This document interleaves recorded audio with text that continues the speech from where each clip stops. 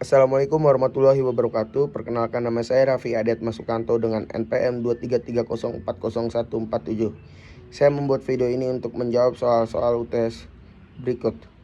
Soal yang pertama, jelaskan pengertian perangkat lunak dan rekayasa perangkat lunak. Jawabannya adalah perangkat lunak adalah kumpulan program, prosedur, dan dokumentasi yang dirancang untuk menjalankan fungsi tertentu pada komputer. Dan yang kedua, rekayasa perangkat lunak adalah disiplin ilmu yang fokus pada perancangan, pengembangan, pengujian, dan pemeliharaan perangkat lunak dengan menggunakan pendekatan sistematis, terstruktur, dan terorganisasi untuk menghasilkan perangkat lunak yang berkualitas tinggi. Untuk soal nomor 2, di sini ada deskripsikan setiap tahapan aktivitas dalam pengembangan perangkat lunak. Yang kedua, deskripsikan apa produk yang dihasilkan dari analisis dan pengkodean. Dan yang ketiga adalah urutkan tahapan aktivitasnya. Untuk yang pertama, tahapan aktivitas ada apa saja, yaitu ada pengkodean, analisis, dan pengujian. Untuk yang kedua, produk yang dihasilkan adalah dari analisis dapat menghasilkan dokumen, terus dari pengkodean dapat menghasilkan program perangkat lunak yang dapat dieksekusi, dan yang terakhir urutan aktivitasnya ada analisis, perancangan, pengkodean, dan pengujian.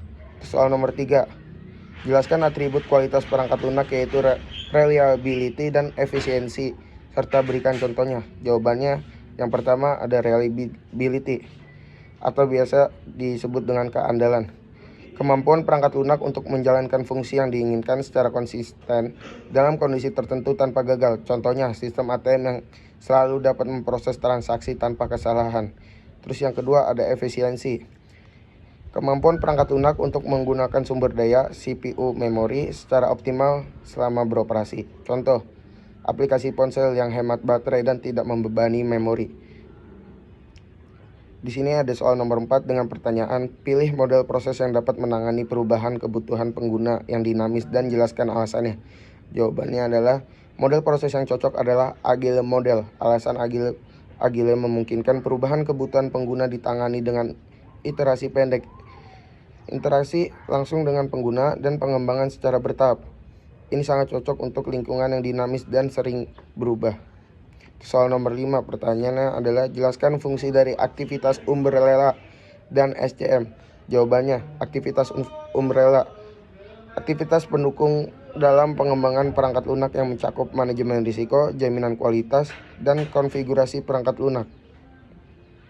Untuk jawaban yang SCM atau biasa disebut dengan Software Configuration Management adalah proses yang mengelola perubahan terhadap perangkat lunak, memastikan setiap perubahan terdokumentasi dan menghindari konflik versi. Untuk soal nomor 6. Soal nomor 6 di sini adalah berikut adalah penjelasan fungsi masing-masing model. Yang pertama ada model behavioral atau diagram stage. Fungsinya menggambarkan transisi status atau keadaan dari suatu objek dalam sistem berdasarkan event atau kondisi tertentu. Contohnya diagram state pada sistem login. Terus yang kedua ada model flow. Model flow fungsinya menunjukkan aliran data dalam sistem, bagaimana data diproses, disimpan, atau dikirim antar komponen. Contohnya diagram alir data. Dan yang ketiga ada model skenario. Fungsinya menggambarkan interaksi antar aktor dan sistem untuk mencapai tujuan tertentu. Contohnya ada use case absensi. Dan yang terakhir ada model class, diagram kelas. Fungsinya menunjukkan struktur sistem secara objek dan atribut serta hubungan antar kelas. Contohnya diagram kelas untuk sistem perpustakaan. Di sini ada soal nomor 7. Pertanyaannya adalah buatlah use case dan skenario berdasarkan deskripsi. Jawabannya, use case melakukan absensi kelas.